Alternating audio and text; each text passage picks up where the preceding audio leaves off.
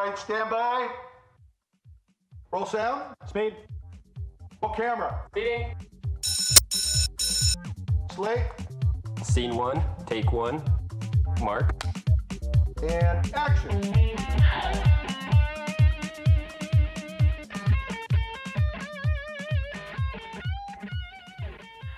Hey everybody, how you doing? 2 p.m. Friday, it's got to be Bernie's Apple Box.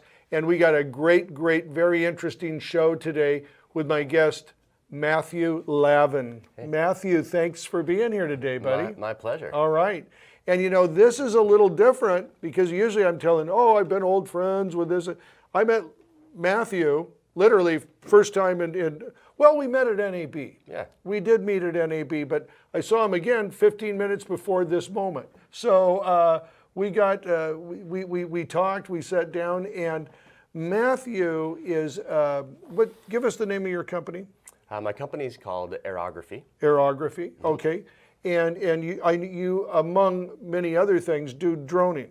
Yeah, I'm an aerial cinematographer. Okay. We are primarily using drones these days, although we're still flying helicopters and Cineflex systems for those jobs that can't support the drone logistics. Okay, so I did not know that. You do fly the bigger units as well. Yeah. Oh, that's awesome. That's great. That's great. And you're from San Francisco, am I correct? Yeah, actually, the Bay Area. I work up and down the Bay Area. Yeah. But I live in Santa Cruz, California. Okay. Love to skate and surf, and yeah, it's nice to drive home to the beach. Yeah, no kidding. Not a bad place to live. That's right. Yeah, not bad at all.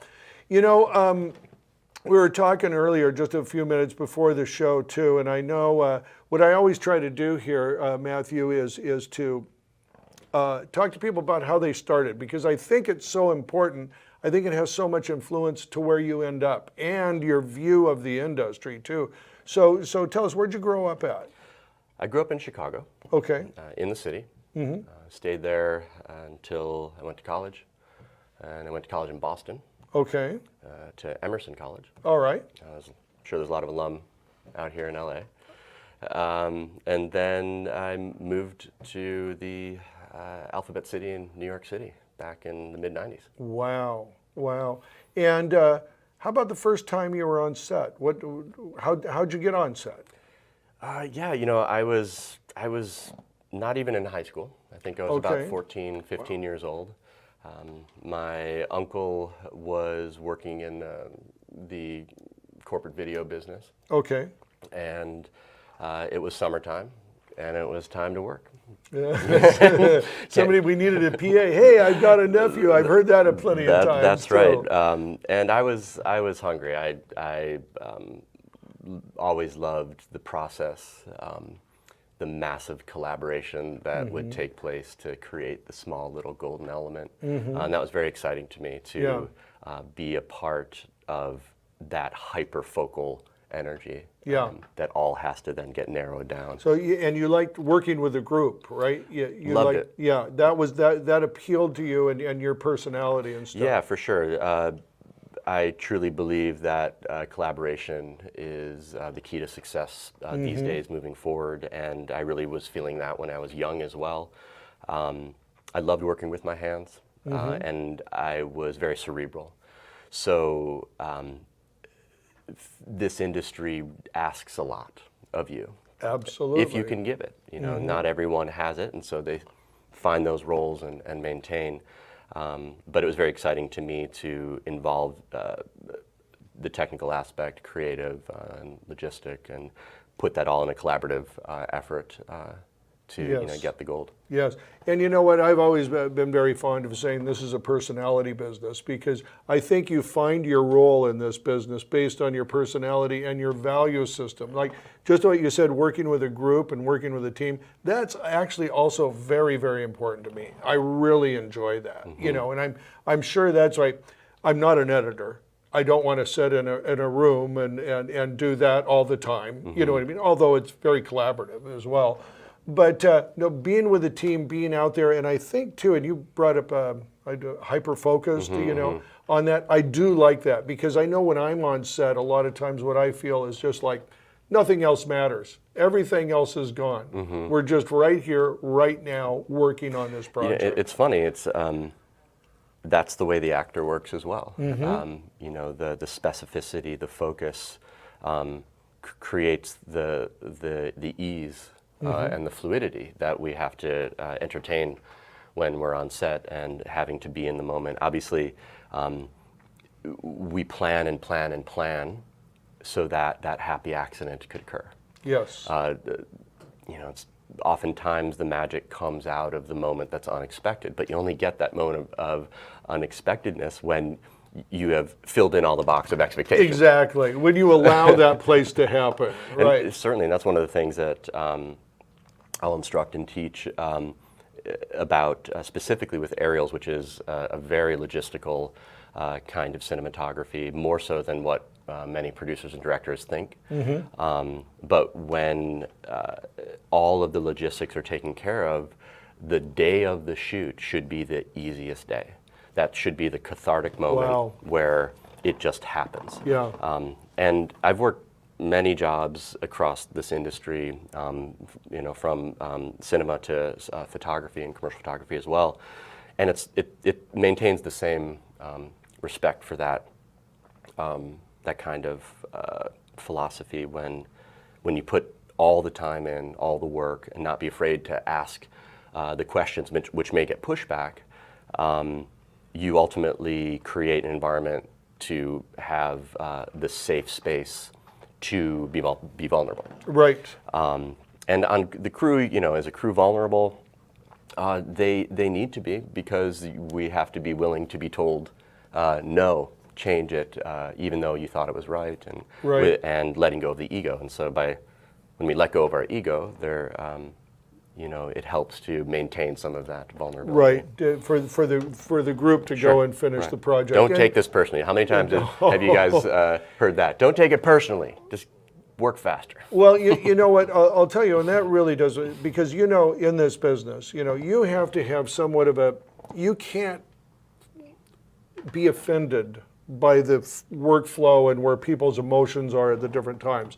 Anybody on set could be under a lot of pressure for something one time. If they seem short of this, because they're hyper-focused on it, you don't take that away from the set. You let it lay there, and if you've got to straighten out your priorities with them, then you do so, but you do it in a nice way, and never let your ego or anger come out on set. And I think because it's about who you want to spend 10 hours with, right? It's 10 hours for 100 days. Yeah, right, right. The family better be pretty. Better tight. be pretty together. And we all know we've worked with those close brothers, and those sets are much more fun and manageable. Right. Especially when you're in the shit. Yeah. And the weeds are always there. We just have to cut them. You just have to cut them. Just get them out of the way. Just get them out of the way. Keep moving. So tell me now, we're going to talk about the drones and flight, but I know you do other things. So how did you intersect? Now, did you go to a school? Did you go to college, study film? Or? Yeah, I went to college and I got a fine arts degree. Okay. And was working as an actor. In New York City for a handful of years. Okay.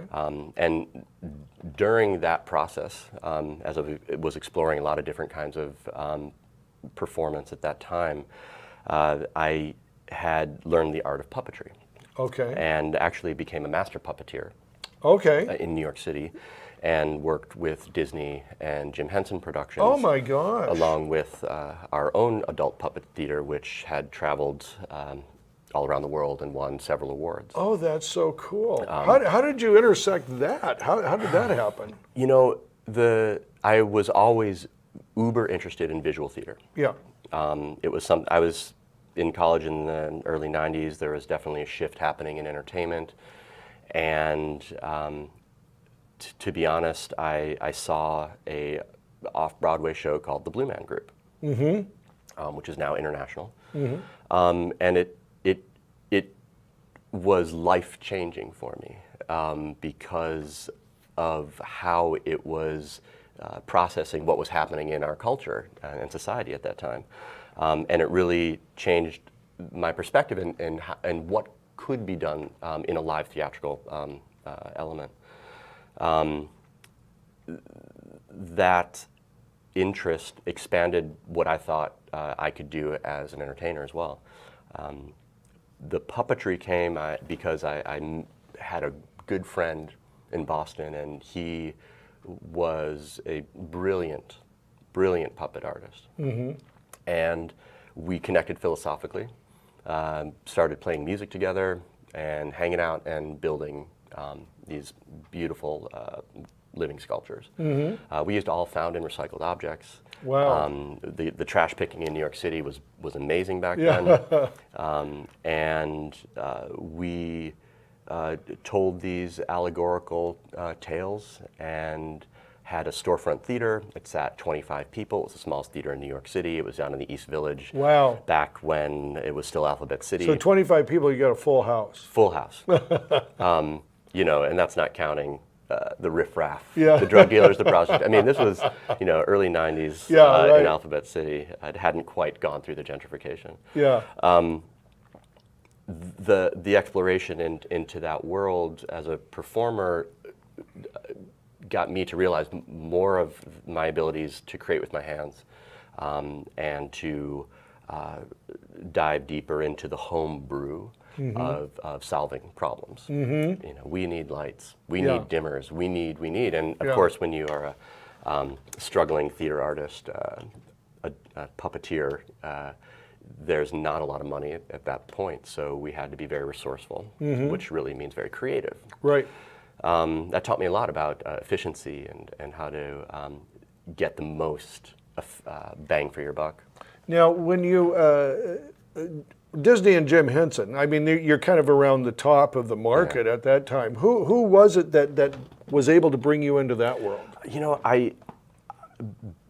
many of the puppeteers I met in New York were brilliant puppeteers, but they weren't brilliant actors. And a lot of the work that at that time that was coming out for the adult puppetry community was asking a lot of the actor. And I came from a heavy acting background and then brought in the skill of puppetry. So my puppet performances were getting recognized to have this quality to them that was a much more magical experience because the belief in that character's evolution, even though it was an inanimate object, the power of the actor is to take the inanimate and animate it. And puppets their expressions don't change. Yeah. But a brilliant actor and puppeteer can make the audience believe that the expression does change. And that was extraordinarily powerful for me. Wow. To affect, to change, to affect. And that has always been driving me as an artist and technician through my whole tenure, is to affect and create and to continue to reinvent. We talked a little bit about not being afraid Yeah. to wake up in the morning and completely reinvent yourself. Never be afraid to do that. Yeah. Yeah. In fact, that's a survival technique in this business. It is. You know, the minute you put the blinders on, you may not see the gift coming right by So well you, put. You know, So well put. And that's something that I actually had experienced a lot, transitioning from a performance-based career to now graduating into a heavy technologically based operation on many different levels, as Yeah. now we are not only carrying cinema cameras and that expertise, but all the aviation and electrical and mechanical engineering that go along with it. And lighting, too, which is something Yes. I'm going to definitely delve into. Yes, with you. as we move deeper into what drones can do, Yeah. we've started to explore lighting elements for cinema, which Yeah. is something that we can Yeah, get to. that's very exciting. I find what you're doing. So let me ask you this, and you worked with Jim Henson, the company, obviously. Yeah, I didn't work with Jim. Yes. Although his family and his Yes. wife, but Jim Henson Productions, I had more of a play with the animatronic, And Okay. that actually was a transition for me. That was really a base for me to start to understand automation Yeah. and remote actuation, which Okay. is now something that the drone is, and to kind of connect the two.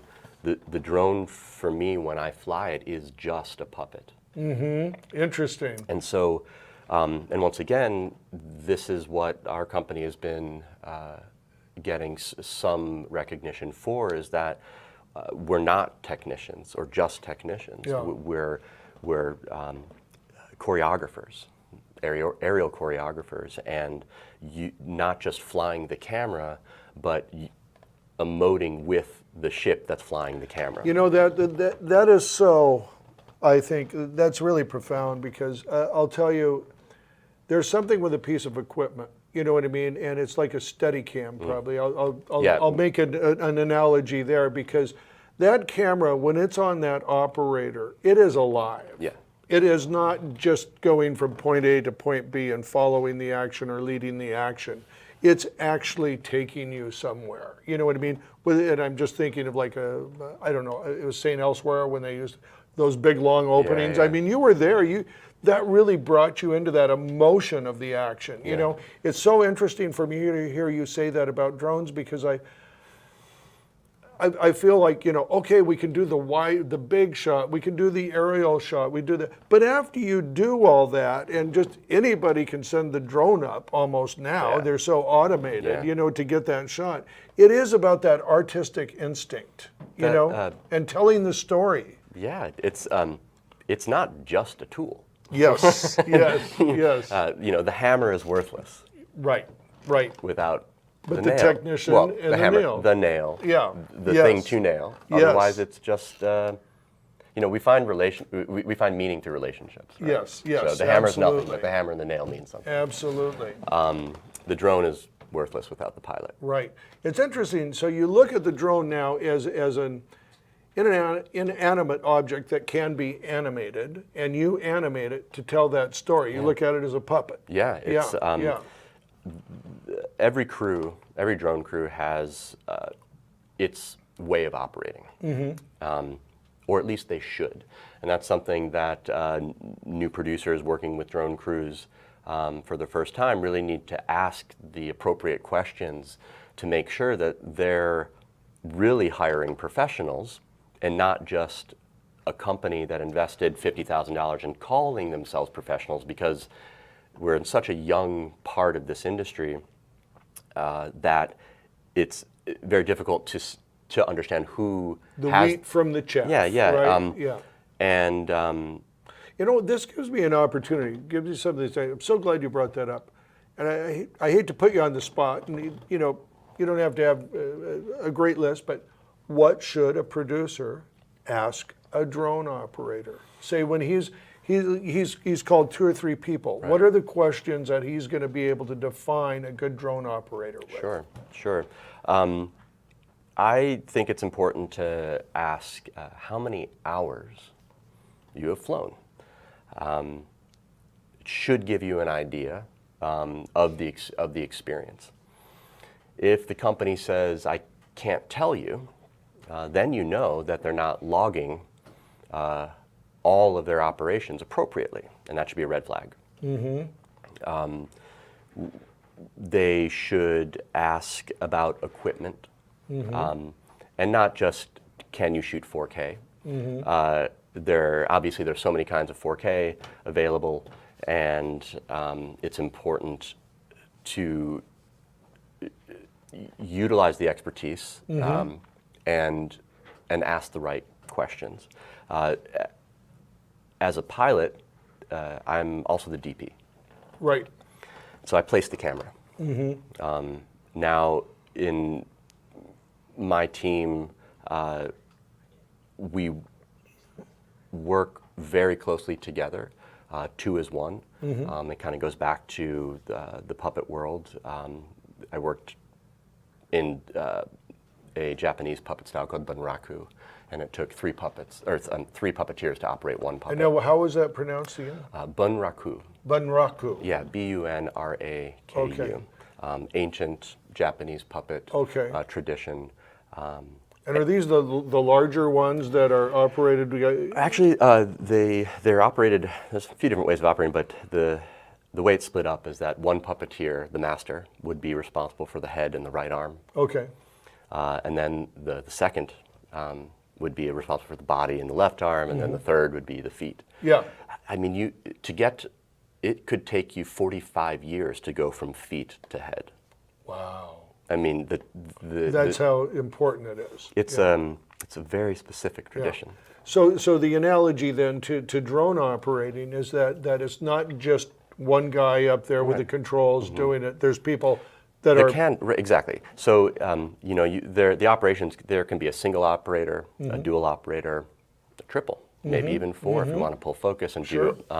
And so, as I think producers want to discuss with the DP about DP specific things and not just drone specific things. Yes. That's a good way to know how. So you should not only explore the technical, how many hours you have and what kind of equipment you're using, but where are you as a storyteller and from a DP standpoint? Yeah, not every project requires it. As Yeah. we had just talked about, Right. high and wide is high and wide used to be $1 million shot, Yeah.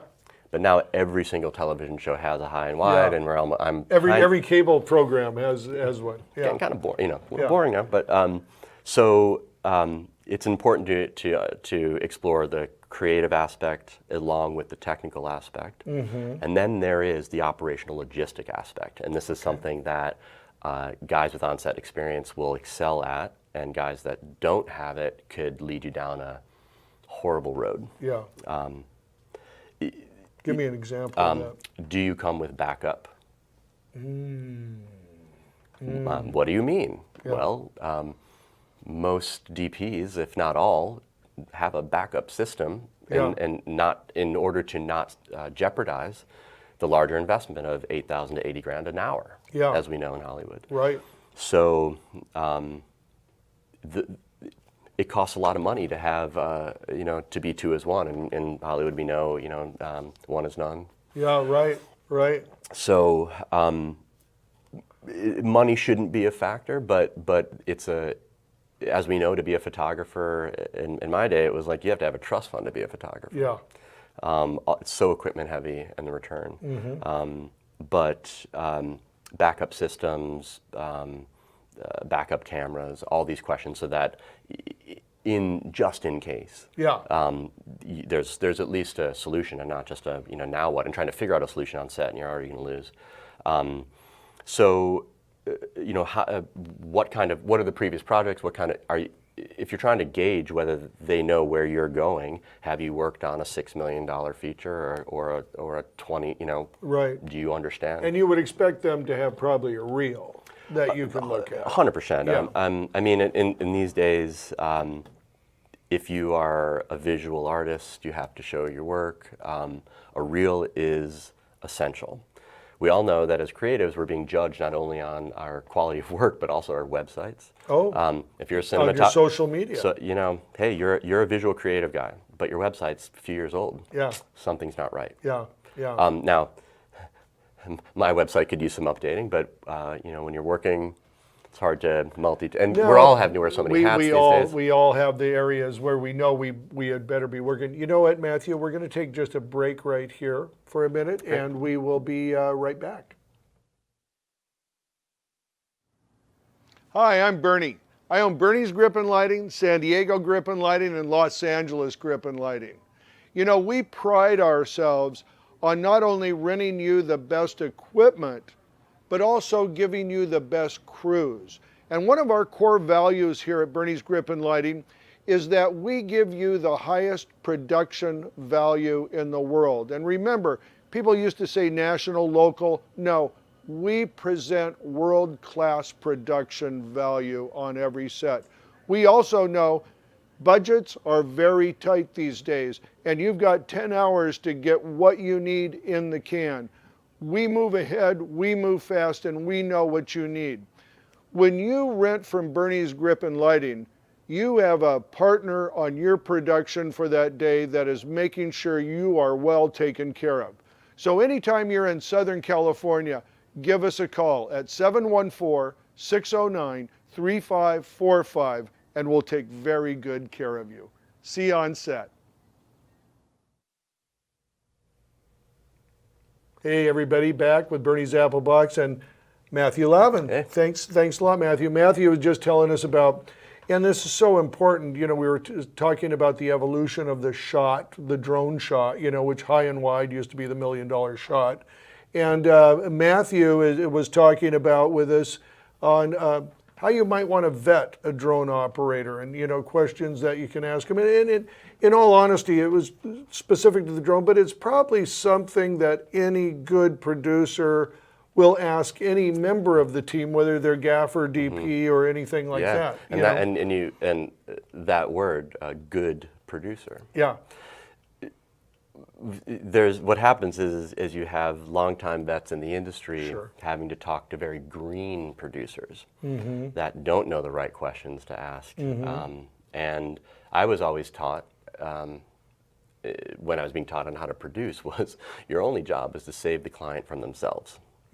So by not I like that. So by not discussing these things, you're not ensuring you're going to get the job. Yeah. I'd rather say no to a job than come out and get rolled, or come out and get shut down Oh, and blamed, please, or come out and not get paid, or I mean, I can't. It goes on and on and on, and you're not. And somebody in this industry, there's always somebody going to get rolled under the bus. Absolutely. And you might even be told by the producer, "I'm going to have to roll you under the bus on this one, but Yeah. I'll take care of you next time." Yeah. And we kind of know how things need to roll in any event. The most difficult jobs are those jobs, hands down. Not a lot of money, not a lot of drone experience. And so it puts a lot more work into our pre-pro and aerial coordination. Yeah. We spend an inordinate amount of time, I do, to coordinate, aerial coordinate and pre-pro on the jobs. I bring up every single detail, not because it will happen, but because there is the odds that it can. And I always tell people, protocol is for the one time that it saves your ass. Yeah. You're not wasting your time checking the gate, reviewing your footage, because the one time that there's an issue, the 10 years of no problem, it's worth it all. Yeah. And aviation is a triple check kind of world. Cinema is that kind of Absolutely. philosophy as well. Yeah. Check, recheck. And that's what allows us to operate in one of the highest risk industries around. We do some of the most dangerous things Oh, in industry. production is a disaster that goes right occasionally. You know, it really, I mean, you have to look at it from that point of view. And you talked about bringing the equipment. You know what I mean? I'm in the same boat. When I come out with one of my trucks, you know, no one else in the whole world is going to bring out what I'm bringing out. There's not going to be an extra of something there, and it's the same with you. Do you charge them for the extra, or is it your No. This is what I use to work. And I talk about this with Yeah. producers. Look, if you need budget efficiencies, don't go run to another operator. Yeah. Come talk to me. I'm interested in your project, and I don't want anytime a drone does something bad on a set, it comes back to every drone operator. Oh, yes, you're all guilty. You're all guilty. Everybody's wondering when you're going to crash. Yeah. I'm happy to say that our company has been 100% compliant with zero incident in all the years. That's so awesome. It's funny because there are producers that work for networks that I've talked to at conferences that have told me direct they don't want to hire a drone operator unless they've told her that they have crashed. Because she can't believe that a drone operator, cinematographer wouldn't crash. And I'm like scratching my head and I'm going, God, who have you worked with? Yeah. Who have you worked with? Because this would be unacceptable in aviation. Yeah. And we're flying. My craft is 40 pounds. You're an aviator. Yeah, we're treated like aviators. We are licensed by the FAA. We read the same charts. We're studying the same ground school, and so that culture exists. So drone ops are looking for a culture. I said, stop looking. It's there. Aviation. Yeah. And an ethical way of operating. Right. Ethical operations are a question mark amongst many industries. There's a lot of nefarious, unethical work going out there. Yeah. I choose to operate very ethically and let that drive how we manage our clients. Sure. And that's the formula for longevity too. Yeah. You know, because getting a reputation, even slightly in this industry, is going to follow you around forever. You know, knowing to be a straight player and doing that is everything. Yeah, you know, state parks have been very prohibitive to fly in at times. We're asked to fly with short notice at times. How do you tell a producer, no, can't do it? Gosh, man, I've done it so many times.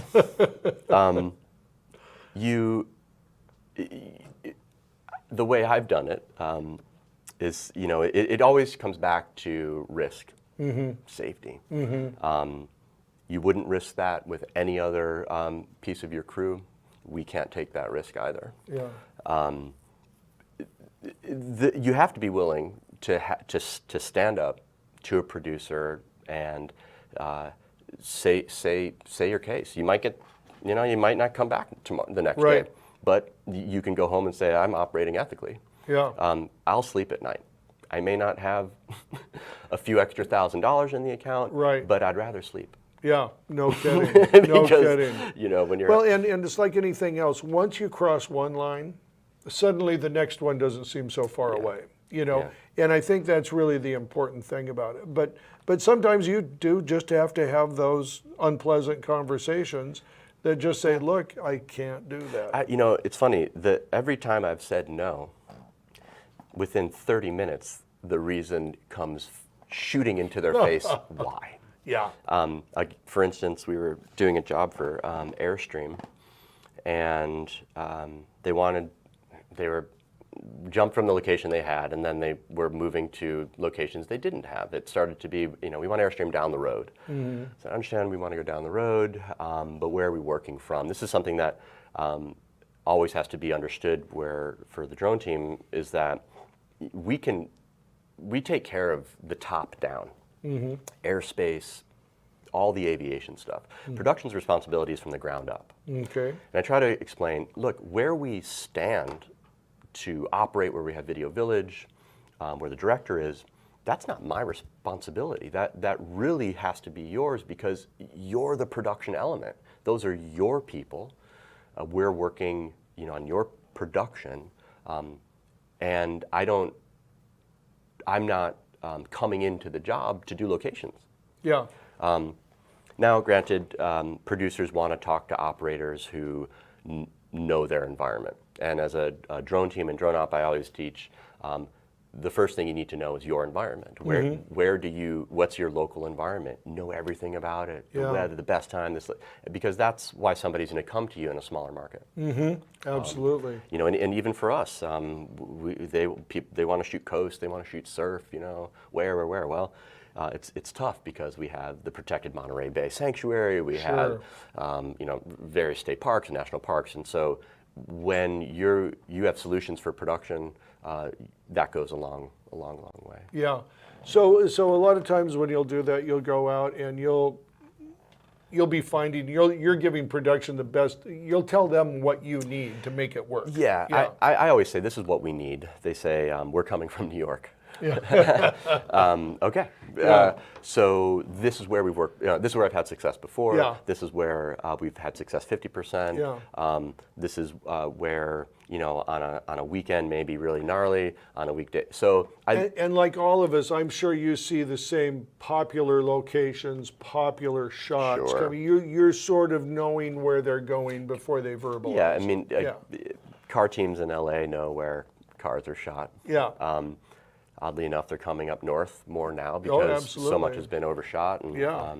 so And it's more beautiful up it's there. it's just yeah, flat out. yeah, it's you know. awesome. And when we've had to we've traveled. We were traveling nationally much more a few years ago. Yeah. Industry's changing now. And so the reason you're not is because more drone operators there's are out there, right? In the beginning, we were one of 30 companies that Okay. had insurance, Oh, yes. which is another thing. Yes. Had insurance and had the chops as well. Yeah. Yeah. So What, if you don't mind, what's insurance cost you? insurance, it depends. Just the liability, Mm-hmm. the aviation liability for $1 million, under $1,000. A year? Yeah, That's pretty good. for one drone. That surprises me. But that's just the liability. Many people are insuring their equipment as well. They call it in aviation hull insurance. There's different philosophies on insurance and Right.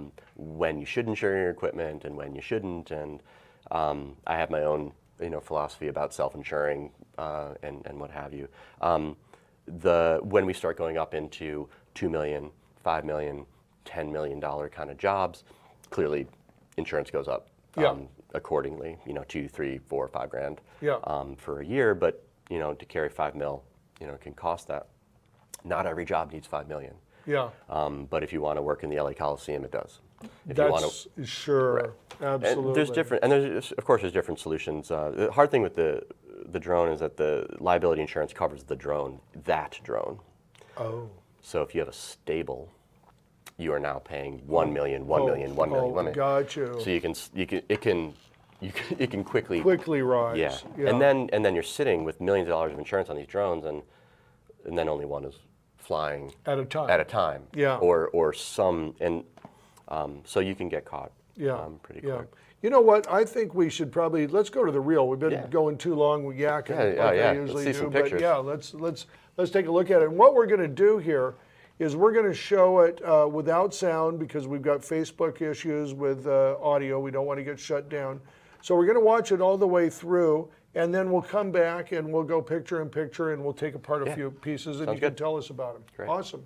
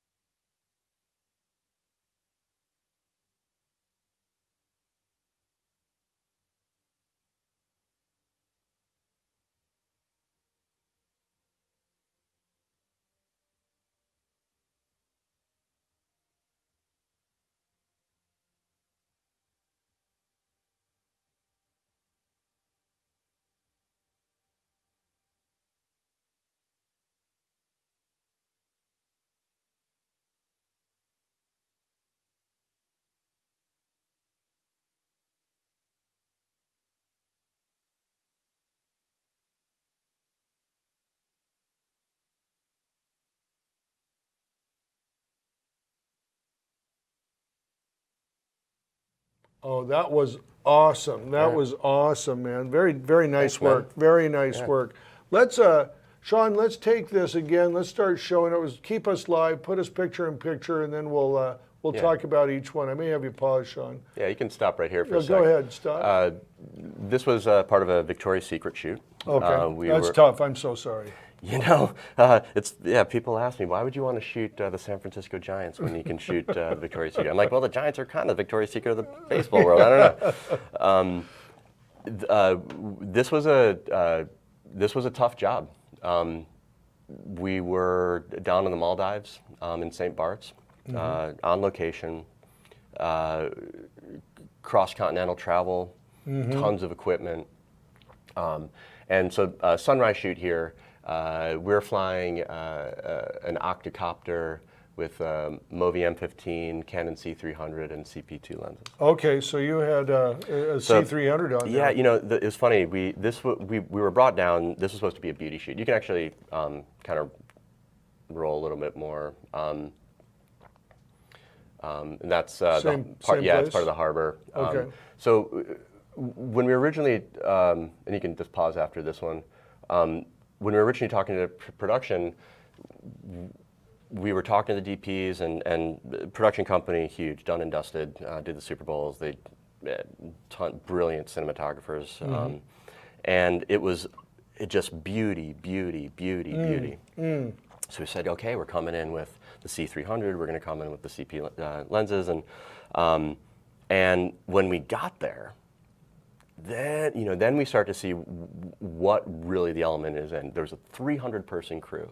The budget was upwards of $12 million. Wow. We had the entire island, and it was to shoot not only their campaign, their photo campaign for 17 and catalog, but also documentary and their hour-long CBS swimsuit special. Oh, wow. That's a huge production.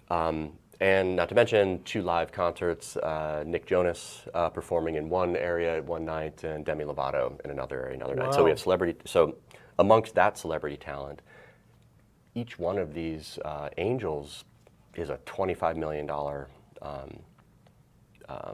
model. Yeah. And so we, every time we would show up to a shoot, and actually there's a photo of, We'll probably stay on this video right now. every time we would show up, we were getting kicked out. So even though we were part of the crew, it was like you're not authorized on this set. Yeah, we need the photographer. Well, it was actually there were so many elements. Political elements. We need to okay. shoot this. There's not time for that. So there was lots of humping, lots of setting up, lots of not shooting. Yeah. We were working in, we had a fixer, we were working in France. We had to work under French aviation rules as opposed to FAA rules. Interesting. There was a lot of logistics that went into all of those rules and how to get it all done. Yeah. So you can. Yeah, you can go move on. And what's this here? What is this we were working. That was a shot for Specialized, and that's Is actually this you can Victoria? stop. Yeah, you can stop there on hold it. Candace. Yeah, stop there. We were in Lake Tahoe. Okay. We got permits and permission to shoot in the state parks to shoot that shot.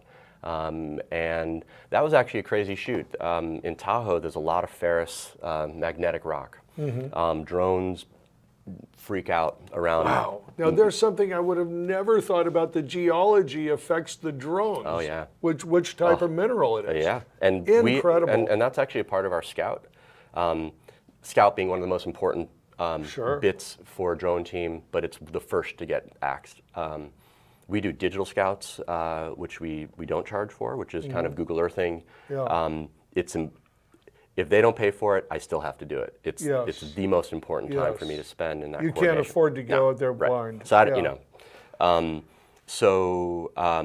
we do RF interference kind of scouting. How do you handle that? The RF interference. We bring an analyzer and see what's happening. Yeah. Are we going to get smashed or aren't we? And still, you don't know from day to day what's going to be the situation. Am I correct? Correct. Or- I mean, shoot downtown LA. Yeah. We know what to expect. Yeah. Shooting in unpopulated or unpolluted areas, it's it's a little cleaner. So Yeah. pilots are in aviation. They talk about never getting behind the aircraft. The pilot never wants to go, why is that happening? Yeah. Yes. Pilot wants to be always ahead, and same with the drone pilot Yeah. as well. I'm always thinking well ahead, kind of where you're splitting, at. mind splitting, focused on the shot, but also thinking where can I put this down? Yeah. Yeah. Safety, safety, safety. Yeah. Yeah. So what is this part? What is this little piece that we're looking at? This was here? actually back to Victoria's Secret. So after we had 10 days. You can pause there. We had 10 days to shoot. Mm-hmm. At the end of all of that time there, we only were given 6 minutes Oh my God. with the model? with Candace Swanpole, who's one of the Oh bigger my gosh. Victoria's Secret angels. 6 minutes.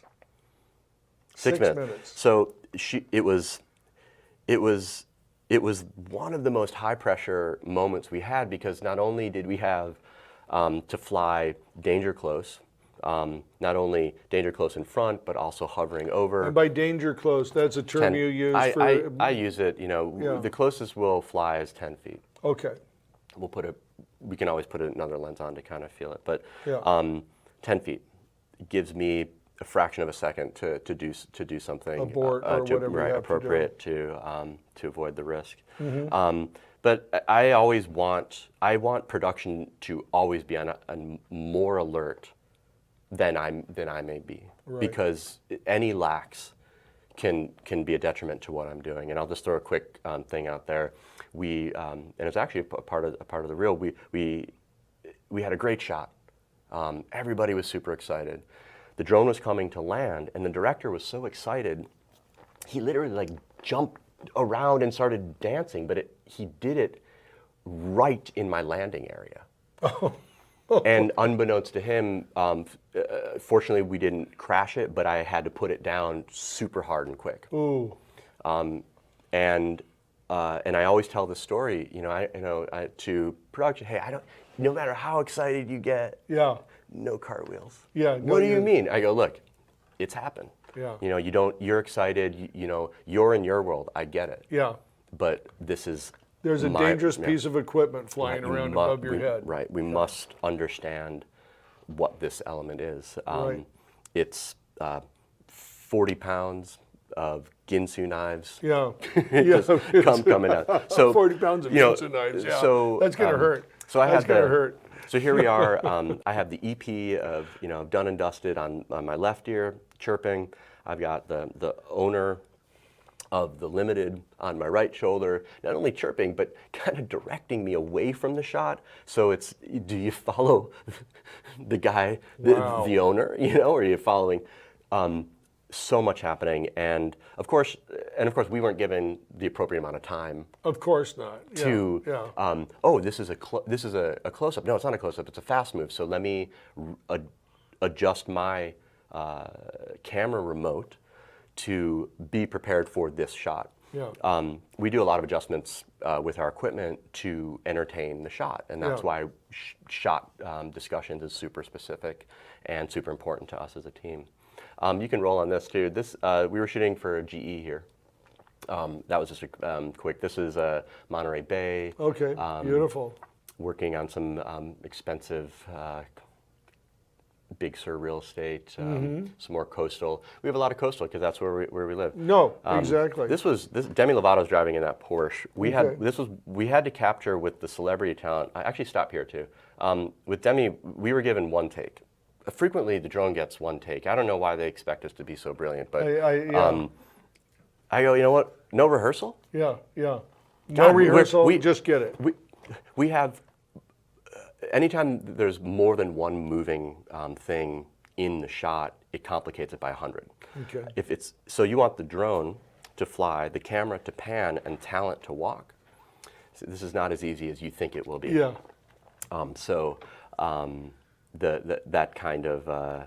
Just getting those logistics down, and then no rehearsal. Right. So And, now it's right. just like Then no rehearsal. depending on Yeah. everything going perfectly Sure. the first time. Yeah, and then they'll bid, and then of course there's. They if you pay don't- for that, I'm sure. You know what I mean? In the sense that they don't get what they want, they may have to do it again anyway, right? I spend a lot of time. I talk about all these elements so that when if nothing is a surprise, so there is no getting thrown under the bus. I have a paper trail this long. Yeah, Why do you right. guys? You're complicating it. It's not. Yeah. It's actually simplifying Yeah, it. yeah. But You know, I really like what you said right there too, because I sort of operate that same way. I always ask for an email whenever we have a phone discussion. I always ask for some documentation about Oh, what yeah. you want, and I say this will help me, record it and have it there on file when I'm there. But it's all about documentation because I personally, if you're going to throw me in the bus, yeah, go ahead. At this point in my career, you know what I mean. It's just, oh, that's the 2:30 yeah. right on time, But I want everybody to know that I'm doing my job and I'm thinking about it. I'm trying to make it better for you, just like Yeah. yourself. Yeah. You know what I mean? So you do want that. So what was this here? So this actually was a shot, and I have to say that it was a shot prior to the prohibition and temporary flight restrictions that the FAA has imposed on Major League Baseball. Okay. We were working for the San Francisco Giants at this point. We were the company to do the first live aerial broadcast of a Major League Baseball game. Oh, wow. So we flew every inning break. Oh, wow. So the minute the break happened, we would go up. They would live feed to Scoreboard, and then to NBC as well. Oh, how cool. How great. And you can play that let's go there. ahead. So back to Victoria's Secret and live event. in the Bay Area right there. Yeah, more Bay. It's like I say. And these are just sales shots right here, really. What you're doing is showing the client, here's what we do, here's what you can get. You're not getting too specific, I don't think. You can't be afraid to be where you're at. Yeah. Actually, stop here. This is a cool one.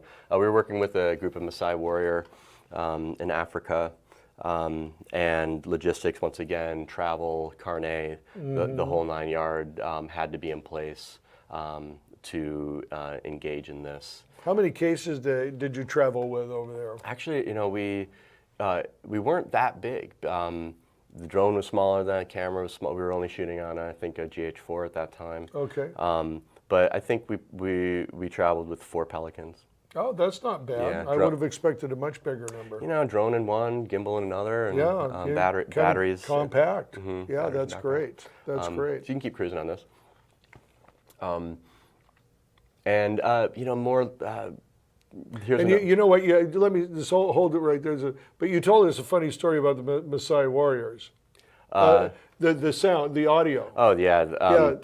An aside was we wanted to use their warrior chant for that bit of footage, and I found their warrior chant, but it was recorded by a musicologist. But it was on CD Baby, and of course I downloaded the musicologist version of their song, put it to Right. the video, and Vimeo pulled the video because it Even wasn't though the it was the Maasai warriors that you're right. showing Maasai this wasn't getting at. the money, but so in any event, that's one. This is just some more kind of luxury property shots. We were down in Cabo for this. Okay. Traveling with drones is difficult. This shot is pretty cool because it's a VFX plate. We've been starting to do a little bit more work with VFX. I think drones and VFX is going to start happening much more. It's already happening, but now there's technology that's going to allow us to do it even better. You can continue to roll on that. Continuation of that. There's a. And this shot, we were doing a flat out low pass backwards on that shot. This shot actually is done with a helicopter. And Okay. we put it in there because, and I want not every job that is asked for a drone is a drone shot. Yeah. And it's something really important to know. You don't want to shove drone down people's You're right. gullets when the best way to get the solution and the shot is another way. Oftentimes you'll hear people only talking about what they have available. Yeah. And that's a bummer for a producer. Yeah. You know what? I think is this this is the end of That's this. the end. Right? Yeah, we can jump to the light stuff. Yeah, let's go to the lighting stuff because we just have a few minutes left, and I want to definitely Yeah. take a look at that and just give us a narration on what we're seeing. We'll run it through. Yeah, sure. But you just narrate through it for us. We were approached by a production company to work on a practical lighting effect for a sci-fi piece, and we knew we needed the most high-powered LED lights avail. And what did you use? So I partnered with a company that was actually based down in Monterey near me called Light in Motion. Okay. They started in the underwater scuba lighting world and graduated into these high-powered mountain biking lights and what have you, and now they pushed into cinema. They have an amazing a Cree panel LED. It's a 10,000 lumen light. And so what I was able to do, You can roll through this. yeah, Sean, I think too, these are yeah. just some stills. Oh, just some yeah, stills, I see. and then the Oh, reel's I only about a see. minute. Okay, gotcha. But I needed the lightest weight, highest powered LED light out there. Yeah. And this was the only company that had the light. There were other companies like Sputnik that had, high-powered lumen lights, but they were weighing 5 pounds each. Yeah. This light weighs 750 grams. Wow. So 750 grams with a 25-degree Fresnel lens on the front. Wow. And Now, did that tap into the power of the drone? No, actually, I have a particular philosophy of never crossing systems. So I never want to pull power from my flight system to an auxiliary Sure. system. So I use a separate LiPo battery to power the lights Wow, look at themselves. these effects. Look at that effect. Many light designers, especially in event, talk about lighting the 3D space. Yeah. My puppetry background, and I spent a lot of time doing shadow puppetry as well. This is that moment being realized, and what we discovered here, especially when this kind of shot, was we're not painting with light; we're painting with shadow, and I want that to me is some of the exploration. It's kind of flipping it on its head. The shadow is the light is the shadow, but creatively. I think it will lead to more open doors. Yeah. So when we did this test, we were only at 20,000 lumens. Eventually, we did get, now we're at 30,000 lumens. We're able to shoot on Red Dragon at a 700 ISO. Wow. So you can bring a Dragon up there now. You can. We can, on our rigs, we can fly Arri Alexa Mini, Red Dragons. Okay. We fly AK Heliums up there as well.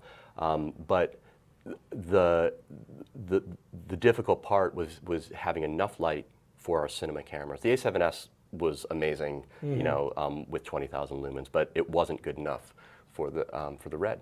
But the minute we put that extra 10,000 lumen on, everything changed. Done. And so now there is a complete solution with a 360-degree flying remote head that not only can move lights but can change angles and perspectives. And what that does is create shadow play, and I think it's something that will be being pushed hard in 2018. There's a little blurb in this month's ICG magazine about this lighting partnership, and the Guild has been talking about aerial lighting platforms for 2018. And as an aside, we think that gaffers will start to employ these solutions to roughen lights. Yeah. We can get a drone up with this light and place it in position in a number of minutes, fraction of the cost. Yeah. Yeah. So- Yeah. No kidding. Wow. Matthew, that is so awesome. How can people get a hold of you?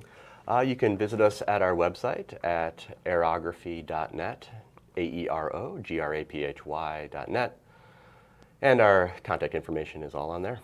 Awesome, awesome. Boy, thank you so much for coming down. I really appreciate you doing the show. It's fascinating. Next time you come down, we'll get some B-roll out in some stuff, and you could maybe walk through your setup process, sure. your procedures and all that. But Love to. Matthew Lavin. Thank you, sir. Awesome, dude. All right. And we'll see you next week on Bernie's Apple Box. Cut. That's a wrap.